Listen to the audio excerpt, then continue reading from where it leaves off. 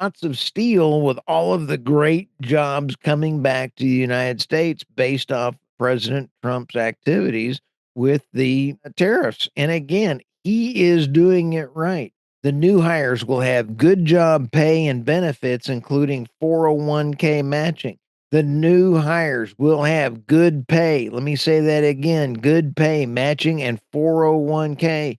Some companies have been buying t shirts from Vietnam and China, and American consumers will have to pay more. Well, get your shirts made in America or just kind of wear an old shirt for a little while. I don't see that as an issue.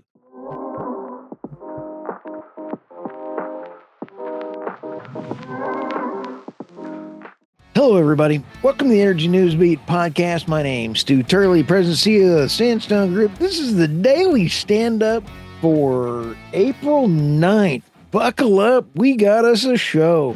We've got Trump to sign executive orders aimed at reviving coal. This is really cool. This is clean, beautiful coal. Way to go, President Trump. Let's take a look at the next story. U.S. nuclear is critical, and Maria Bartrimo interview points out some critical issues. I'll tell you what, I found this one very interesting. How does the steel market feel about Trump's tariffs? I did not have putting CNN on my bingo card as a decent interview. Believe me, it was kind of entertaining. NextDecade Aramco seal for 20-year LNG SPA. Pretty interesting.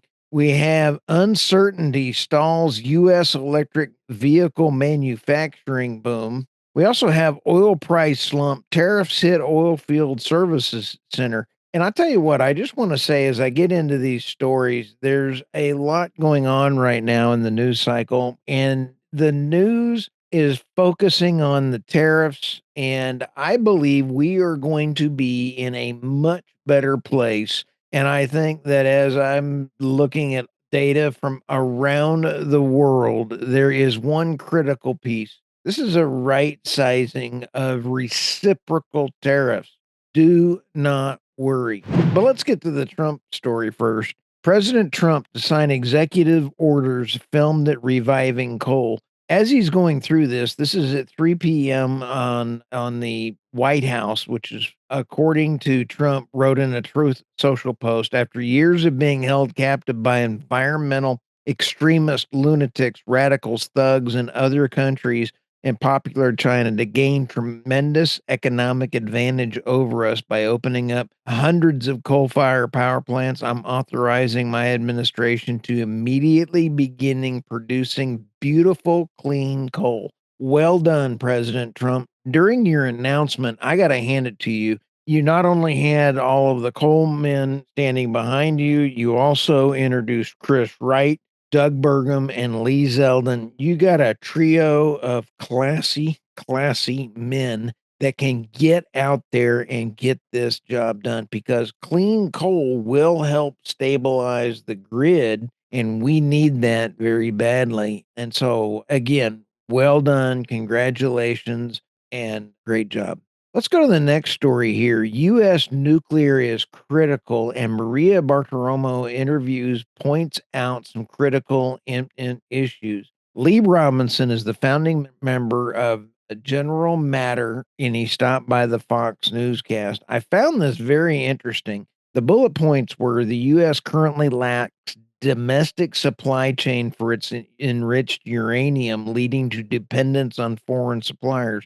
Like, holy smokes, Batman, we've got to buy our own uranium back from Russia, which, if you know how that happened, this possesses a significant security risk, and the U.S. may run out of enriched uranium for its nuclear power fleet and military assets by the 2040s.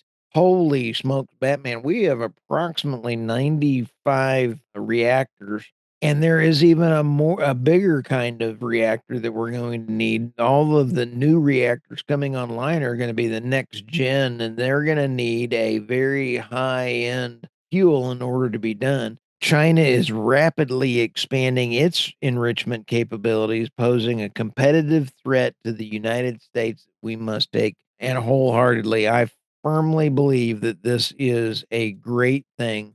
That again, it appears that that President Trump and his entire team is actually running on all cylinders, with the exception of the Ukraine peace accords, which you've heard me say he needs some more information and more help with his team that isn't leading that one. And President Trump, if you're listening to this podcast, reach out to me. I'll tell you who. Now, let's go to the next story. How does the steel market feel about Trump's tariffs?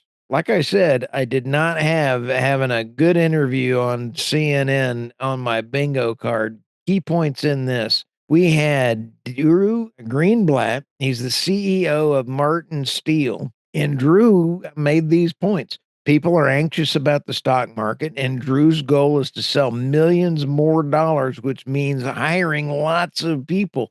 We're going to need lots of steel with all of the great jobs coming back to the United States based off President Trump's activities with the tariffs. And again, he is doing it right. The new hires will have good job pay and benefits, including 401k matching. The new hires will have good pay. Let me say that again, good pay, matching, and 401k. Some companies have been buying t-shirts from Vietnam and China, and American consumers will have to pay more. Well, get your shirts made in America or just kind of wear an old shirt for a little while. I don't see that as an issue. However, the speaker, which was Drew, basically said he believes there'll be a surge of hiring in America, like factories ramp up and people will be able to move from poverty into the middle class. We can rebuild the middle class like it's never been built before. He also said it's just unbelievable about the future. So I was very happy about that. But I want to add, President Trump, we need shipyards, we need steel mills running at 100%. And I know that you already have the shipyard office that you've got started. But without the shipyard, we will not be able to make LNG carriers. Right now, the United States does not have any LNG carriers. How are you going to sign an LNG contract with a company without having carriers and be guaranteed energy security? So, kind of a very important point. The tariffs will only work if we pass tax reform legislation. Rhinos, buckle up, go away, retire, stay, vote like you support President Trump, pretend to like President Trump, but go away and get primaried and go away. We've got to get the tax reform. How corrupt is the GOP? We're going to find out. If they can't get the tax reform done, these tariffs will fail. So buckle up and watch. And if you see a bunch of rhinos pulling a bunch of games on President Trump, you know that we've got our work cut out for you, and we're going to have every single one of them primaried out and gotten rid of. But we won't have that ability, and we may end up losing the midterms next year if we don't get it done now. Next story here. Before I get into the next story, I'm really excited. I get to interview Steve Reese this week. Steve Reese is the sponsor of The Daily Show, and he is not only just a class act, he actually is very, very knowledgeable about AI data centers, natural gas, pipelines, midstream. Midstream is going to be pumping money and a great investment for the next few decades. We are going to be, it's not going to be necessarily the molecules for natural gas that's going to be the great place. You're going to need lots of pipelines. You're going to need lots of natural gas. You're going to need the coal. But this story, again, Reese Consulting, ReeseEnergyConsulting.com, reach out to them. And if you need a load of LNG or you need to buy or sell an tanker load, or even a truckload of oil, they're the right guys to find out. Let's go to this next story here. NextDecade, Aramco seal a 20-year LNG SPA. This is an amazing story. A unit of Aramco will purchase 1.2 million tons per year MTPA of LNG per year from Train 4 at the Rio Grande LNG facility on a freeboard basis at priced index to Henry Hub. This is critical. Again, we're seeing even Japan buying into fields in the Haynesville and buying their energy security. And as I mentioned, we have got to have our energy security capable of dedicating this out to not only all of our great potential customers, but we've got to be able to guarantee that we can deliver product and not rely on other people's tankers. You've got to get your own tankers in there. The U.S. LNG developer added that achieving a positive FID on Train 4 will be subject to, among other things, the U.S. FERC just released a draft supplemental environmental impact statement for NextDecade's Rio Grande LNG. The regulator said that it continues to conclude that the approval project would result in less than significant impact. That is very critical, and hats off to the entire NextDecade group. NextDecade awarded the $12 billion EPC contract to Bechtel, and it officially kicked off work in the plant in 2023. This is exciting, and we need more of these going on. Let's go to the next story here. Uncertainty stalls in the U.S. electric manufacturing boom. There are some bullet points on this one. Many electric vehicle factory processes in the United States have been canceled, with more scrapped in the first quarter of 2025 than in the previous 2 years combined. Policy uncertainty, potential changes in tariffs, and the possibility of repealing tax credits are causing companies to delay or cancel major EV projects. While China is seeing significant growth in EV adoption, the U.S. market faces challenges with a lack of clarity leading to a decline in industry investment. I'm going to be upfront with you. After getting to be able to see my father-in-law's brand new Tesla and the capabilities that that car has, holy smokes, Batman, Tesla is the car. I mean, it is fantastic. And being able to drive my dad's brand new Ford F-150, it was phenomenal. The drive assist, not that good. But boy, the driving of the passenger, or excuse me, the cruise control and keeping it 4 car lengths behind, phenomenal. Best riding truck I've ever been in. But will it ever be a Tesla with the auto driving features? No, not even close. I think that Tesla is going to be a fantastic buy, an investment, and great for the United States. Let's have a great choice. Buy whichever one you want, but buy the one that best fits your needs. That's pretty important. So anyway, great article. I think that the businesses that relied on handouts are going to be hurt.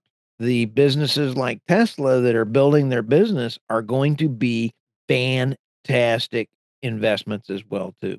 So with that, here's the last story for the day. Oil prices Trump tariffs hit oilfield sector. Trump sweeping tariffs and China's retaliation triggered a sharp drop. At the time I'm reading this, and we're at 58 bucks for WTI crude. I'm sorry, I am still a oil bull. I believe that once we get this lined out, Brent is at $61. This will hurt the oil and gas industry. They will be drilling less. They will not want to be putting in money into CapEx. Prices will come back up. At what time? I don't know. Half of this is going to be dependent on how China responds. But from what I'm seeing with Pete Hegseth's boots on the ground in Panama, and I'm very proud of Pete in order to get out there and do that. I was invited to go down and interview with Michael Yon down there, and we need to make sure that we maintain control of the Panama Canal, as our previous presidents, both Republican and Democrats, have failed the American people in their management of the Panama Canal. So with that, like, subscribe, have an absolutely fantastic day. And I've got some great guests lined up. We are absolutely cooking here at the Energy News Beat podcast, and go to energynewsbeat.co or theenergynewsbeat.substack, and look forward to speaking to you soon. Have a great day. See y'all soon.